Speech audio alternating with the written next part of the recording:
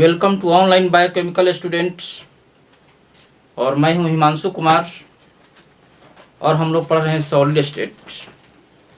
तो solid state में अब तक से हम लोग क्रिस्टल जालक के बारे में देखा।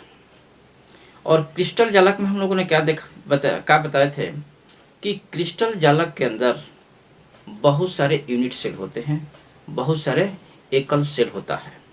तो बहुत सारे एकल सेल माने यूनिट सेल मिल करके क्रिस्टल जालक की रचना करता है। तो आज हम लोग देखेंगे, कहने का मतलब क्या है कि क्रिस्टल जालक बनाने के लिए हम लोग बहुत सारे यूनिट सेल का, बहुत सारे एकल सेल का रिपीटेशन करते हैं, पुनरावृत्ति करते हैं, मैंने बार बार उसका रिपीटेशन होता है, जिसके फलस्वरूप एक क्रिस्टल जालक तैयार होता है। तो अब हम लोग देखेंगे कि उसकी एक छोटा सा जो पोर्शन जो है जिसको यूनिट सेल कहते हैं वो क्या होता है, उसकी परिभाषा क्या होती है, उसके बारे में हम लोग समझेंगे। तो ठीक है, रेडी हो जाइए। तो देखिए, मैंने बताया था कि जो क्रिस्टल लैटिस होता है, जो क्रिस्टल जालक होता है, उस क्रिस्टल जालक में अनेकों एकल सेल होते हैं, अनेकों यूनिट सेल होते हैं। कहने का मतलब कि बहुत सारे यूनिट सेल मिल करके क्रिस्टल जालक का निर्माण करता है। तो हम कह सकते हैं जैसे मान लीजिए कि मकान है, तो मकान में बहुत सारे ईंटा है, तो बहुत सारे ईंटा मिल करके पूरा मकान तैयार हुआ है। तो उसका एक ईंटा जो है, एक जो छोटा सा ईंटा हो गया, एक भाग हो गया, तो उस एक ईंटे को हम लोग क्या कहेंगे, यूनिट सेल कहेंगे। समझने के लिए हम मान लेते हैं। तो बहुत सारे ऐसे ईंटा हो गया उस मकान में, कहने का मतलब कि बहुत सारे यूनिट सेल हो गया इस एक क्रिस्टल जालक के अंदर। तो वही मैंने लिखा है। तो अब बताइए, कब कह सकते हैं कि यूनिट सेल जो है, जो एकल सेल जो होता है, वो क्रिस्टल जालक की सबसे छोटी इकाई होती है। तो मैंने उस बात को यहाँ लिखा है कैसे, एकल सेल यानी यूनिट सेल कि क्रिस्टल जालक यानी क्रिस्टल लैटिस के सबसे छोटी इकाई को यूनिट सेल कहा जाता है। कहने का तात्पर्य यह है कि अनेकों यूनिट सेल के मिलने से क्रिस्टल जालक का निर्माण होता है। तो आप ये कह सकते हैं कि अतः यूनिट सेल क्रिस्टल जालक का बिल्डिंग ब्लॉक है। कहने का मतलब है कि एक यूनिट सेल, बहुत सारे यूनिट सेल मिल करके ही क्रिस्टल जालक को बनाया है। तो ये हमको क्लियर हो गया कि क्रिस्टल जालक में बहुत सारे यूनिट सेल है। तो यूनिट सेल उस क्रिस्टल जालक की सबसे छोटी इकाई है। ठीक है। तो अब उस यूनिट सेल को समझने के लिए हम लोग क्या करते हैं, एक क्यूब लेते हैं, एक घन का डायग्राम बनाते हैं, एक चित्र बनाते हैं। और ये देखिए एक घन है। तो अब इस घन को हमने ये भी बताया था कि जो सॉलिड के जो पार्टिकल्स होते हैं, जो सॉलिड पार्टिकल्स जो होता है वो 3 डायमेंशनल होता है, 3 विमीय अवस्था में व्यवस्थित रहता है। तो अब इस घन में हमने क्या किया कि एक तरफ x, दूसरी तरफ y और z, ये 3 एक्सिस ले लिया। ये 3 लेने के बाद अब यहाँ देखिए, एक तरफ हमने यहाँ b लिया और यहाँ पर c लिया और यहाँ पर a लिया। तो एक एकल सेल के अंदर जो a b c के रूप में दिखाई दिया है वो क्या है, भुजा की लंबाई है, वो क्या है, किनारे की लंबाई है, मतलब कि एज लेंथ है। तो और दूसरी तरफ अल्फा बीटा गामा हमने जो शो किया है, जो दिखाया है, तो ये अल्फा जो है b और c के बीच का कोण है, ये बीटा क्या है, ये a और c के बीच का कोण है, और ये गामा क्या है, a और b के बीच का कोण है। तो एक तरफ हम देख रहे हैं कि भुजा की लंबाई मतलब कि एज लेंथ माने किनारे की लंबाई, और दूसरी तरफ अक्षीय कोण मतलब कि एक्सियल एंगल। तो अक्षीय कोण और एक तरफ किनारे की जो लंबाई, ये दो चीज जो हमको दिखाई दे रहा है, इसको हम लोग कहेंगे एकल सेल पैरामीटर। तो आपसे कोई क्वेश्चन पूछेगा कि एकल सेल पैरामीटर कौन कौन होता है, तो आप कह सकते हैं कि जो ए बी सी जो है, किनारे की लंबाई जो है, घन के किनारे की लंबाई है, जो मतलब कि एज लेंथ जो होता है, और दूसरी तरफ एक्सियल एंगल मतलब अक्षीय कोण है, इन दोनों को हम लोग कहते हैं यूनिट सेल पैरामीटर, एकल कोशिका पैरामीटर। तो अब देखिए बात को समझिए, मैंने यहाँ लिखा है एकल सेल पैरामीटर। यूनिट सेल में मुख्यतः 2 पैरामीटर पाया जाता है। कौन कौन, ए बी सी, इसे घन के किनारे की लंबाई मतलब कि एज लेंथ कहा जाता है, और दूसरी तरफ अक्षीय कोण मतलब कि एक्सियल एंगल। तो इसमें अक्षीय कोण में कौन कौन है, अल्फा बीटा और गामा। तो मैंने यहाँ लिखा है अल्फा कि यह बी तथा सी के बीच का कोण है। बीटा में क्या लिखा है, ए तथा सी के बीच का कोण, और गामा में क्या लिखा है, ए तथा बी के बीच का कोण। तो याद रखिएगा कि एक यूनिट सेल के अंदर अगर कोई यूनिट सेल पैरामीटर माने उसमें क्या क्या हो सकता है, तो उसके बारे में अगर कोई पूछता है तो उसी को कहते हैं यूनिट सेल पैरामीटर, एकल कोशिका पैरामीटर। तो आपको दो ही चीज पर चर्चा करनी है, एक क्या बताना है कि एज लेंथ मतलब कि किनारे की लंबाई, और दूसरी तरफ अक्षीय कोण मतलब कि अल्फा बीटा और गामा मतलब किसके किसके बीच है। इस तरह से हमने ये शो कर दिया है। तो ये बात दिमाग में रखेगा कि यूनिट सेल पैरामीटर एकल कोशिका पैरामीटर में दो ही चीज शामिल होगा, एक उसके किनारे की लंबाई और दूसरा अक्षीय कोण। क्लियर? तो इतना बात समझ गए, तो इसको नोट कर लीजिए।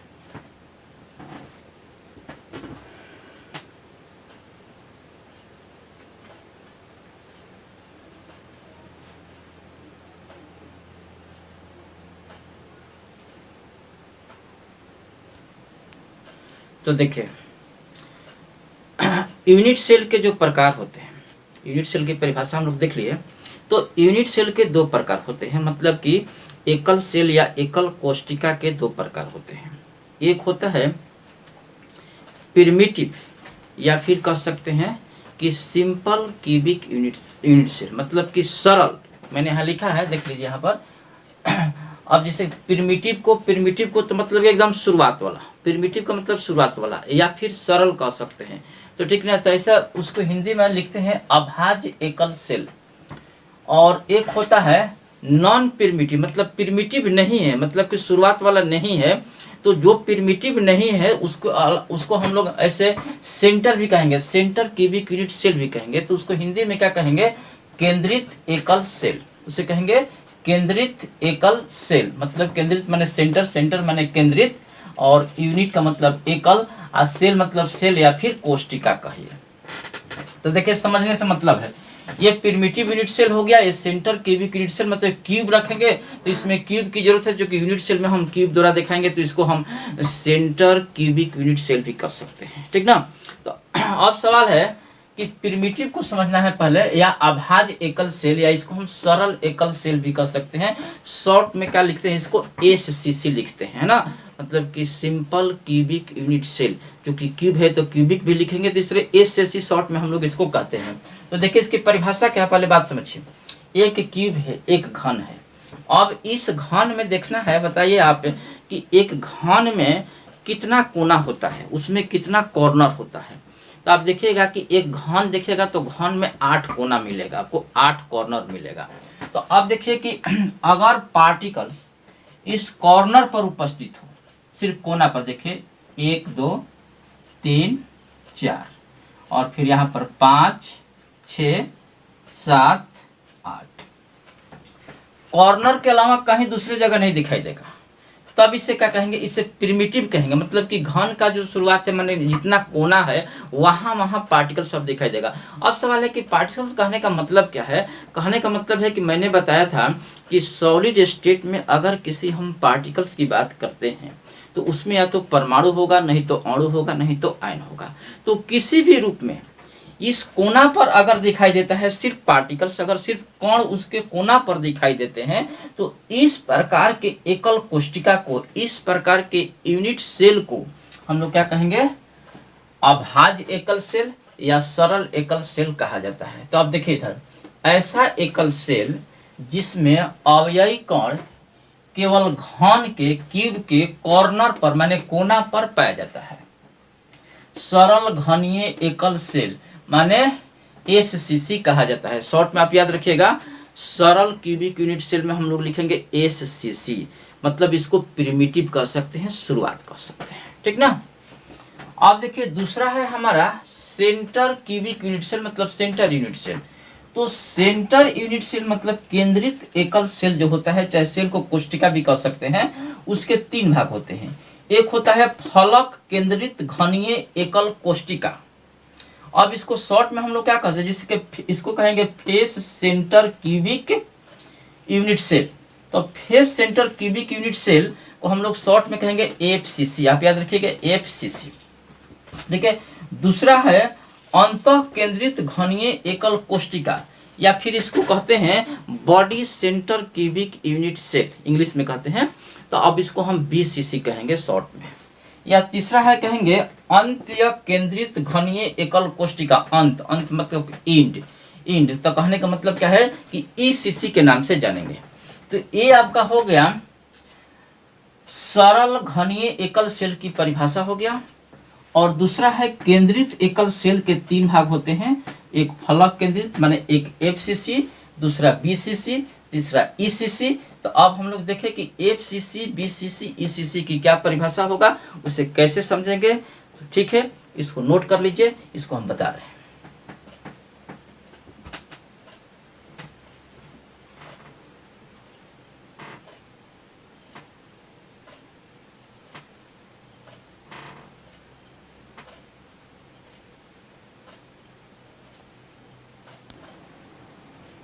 अब देखिए इधर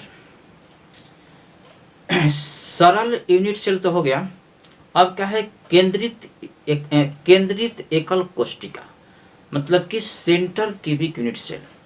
तो केंद्रित एकल कोशिका के 3 भाग होते हैं।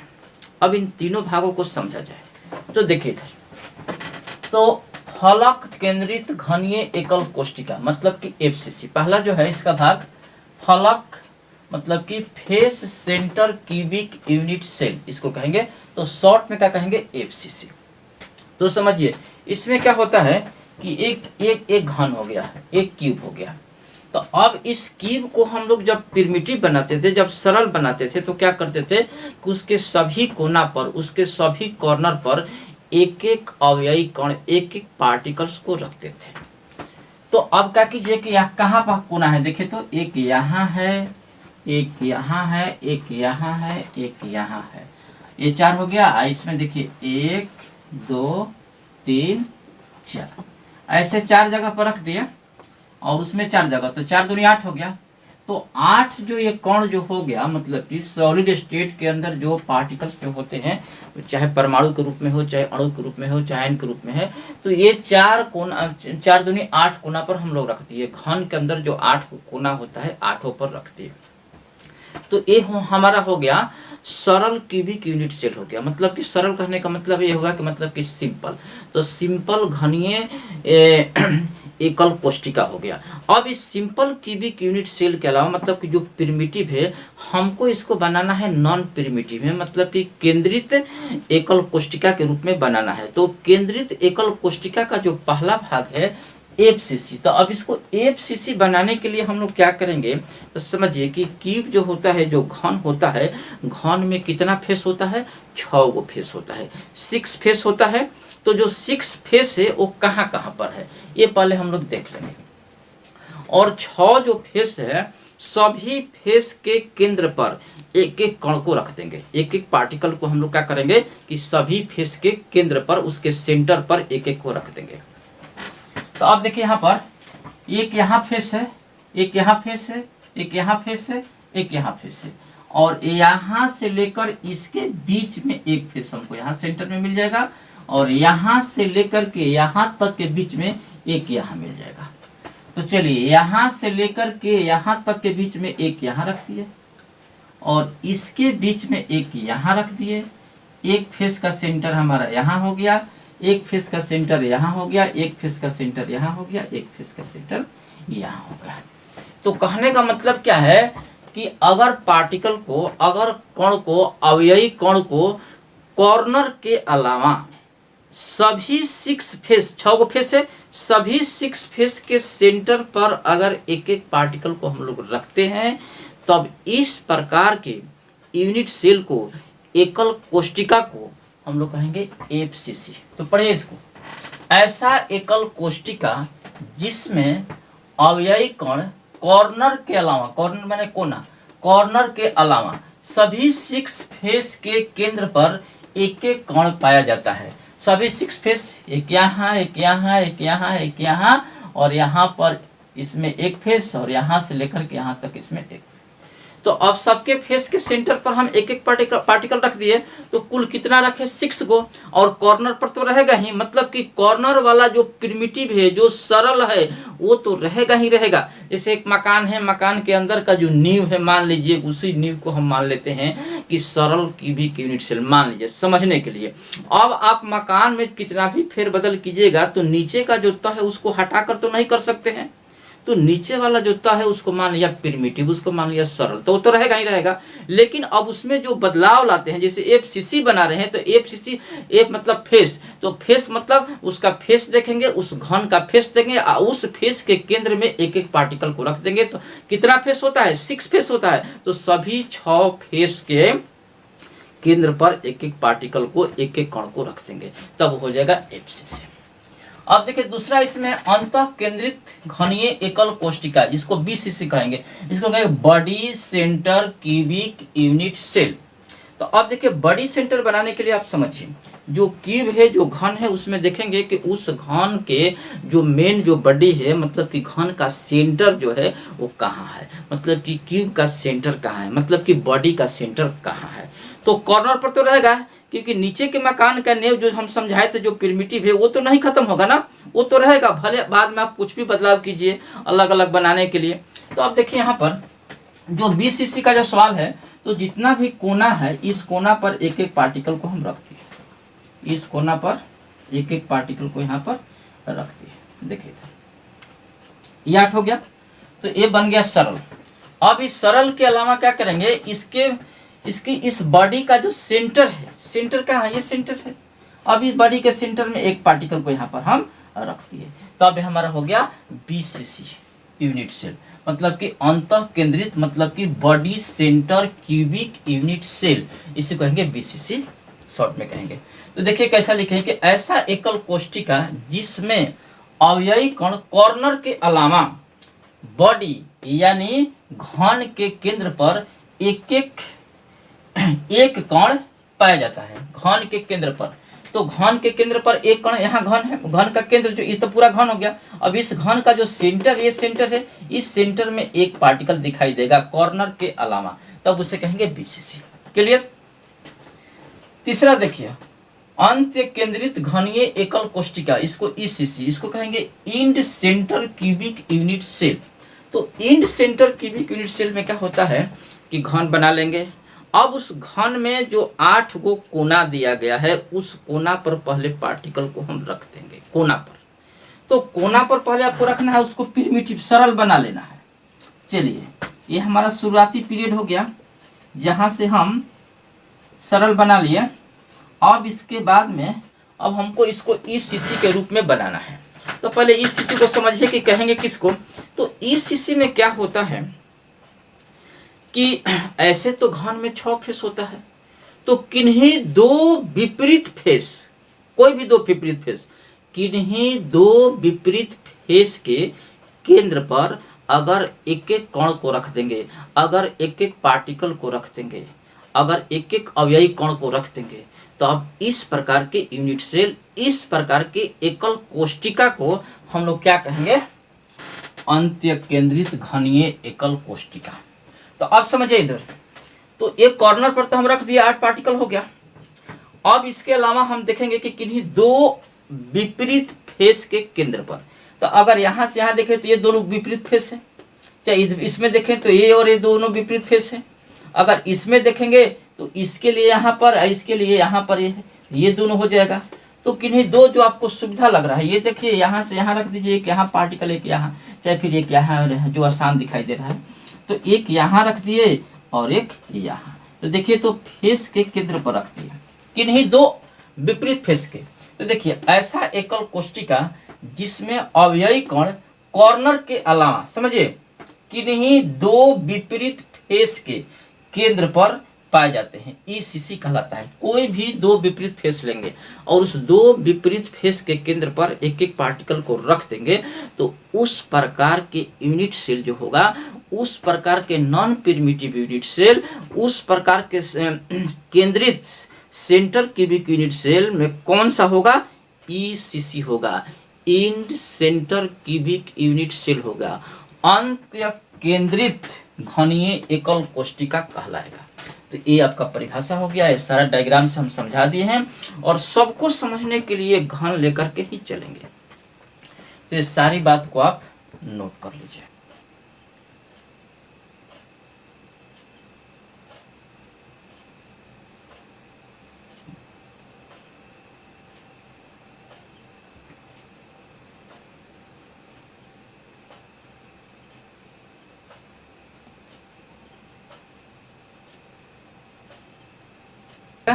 और इसमें ये नहीं है, याद रखिएगा, ठीक है। हाँ तो समझिए, देखें तो हम लोग यूनिट सेल देखे, यूनिट सेल का टाइप देखे, मतलब कि एक तरफ सरल यूनिट सेल तो दूसरी तरफ केंद्रित यूनिट सेल, दो तरह के हम लोग यूनिट सेल देखे। और केंद्रित यूनिट सेल जो होता है एकल कोष्ठिका था, उसके 3 भाग था, तीनों भाग हम लोग देख लिए, यानी एक FCC देखे, दूसरा BCC देखे, तीसरा ECC देखे, और तीनों की परिभाषा हम लोग समझ गए। अब हम लोग क्या करेंगे, आज इतना ही रहने दिया जाए, अगले क्लास में हम लोग उस यूनिट सेल पर क्वेश्चन देखेंगे, किस तरह के ऑब्जेक्टिव क्वेश्चन बनेंगे, वो सारा चीज़ मैं आपको बताऊंगा। उस यूनिट सेल के अंदर और क्या क्या हो सकता है उसके बारे में मैं बताऊंगा, ठीक ना। और उन सारे ऑब्जेक्टिव को लिखने के बाद हम जो बेसिक यूनिट सेल जो होता है, जो मुख्य यूनिट सेल जो होता है, जो क्रिस्टल जालक के अंदर होते हैं, उसकी संख्या 7 होता है। ऐसे संभवतः एकल कोष्ठिका की संख्या किसी क्रिस्टल जालक में 32 होता है, लेकिन हम लोग सिर्फ 7 बेसिक एकल कोष्ठिका की चर्चा करेंगे, और जिसमें आपको जैसे होता है कि जैसे क्यूबिक हो गया, टेट्रागोनल हो गया, ये आपको याद रखना होगा, ऑर्थोरम्बिक हो गया, रोम्बिक हो गया, ये सब आपको ऐसे याद रखना पड़ेगा, मोनोक्लिनिक हो गया, हेक्सागोनल हो गया, ट्राइक्लिनिक होगा। अब इसके लिए आपको इस तरह से याद रखना पड़ेगा। तो ये सारा चीज़ मैं बताऊंगा। अब उसके अंदर, उस यूनिट सेल के अंदर, मतलब कि अब क्या क्या होगा, इन सारे चीज़ों को हम बताएंगे, ठीक है। तो इन सारे चीज़ों को आप देख लीजिएगा, आप नोट कर लीजिएगा, जो दिक्कत होगा कमेंट करके बोलिएगा, और इसको लाइक तथा सब्सक्राइब कर दीजिएगा, और बेल आइकन की जो घंटी है उसे दबा दीजिएगा, ठीक है। ओके।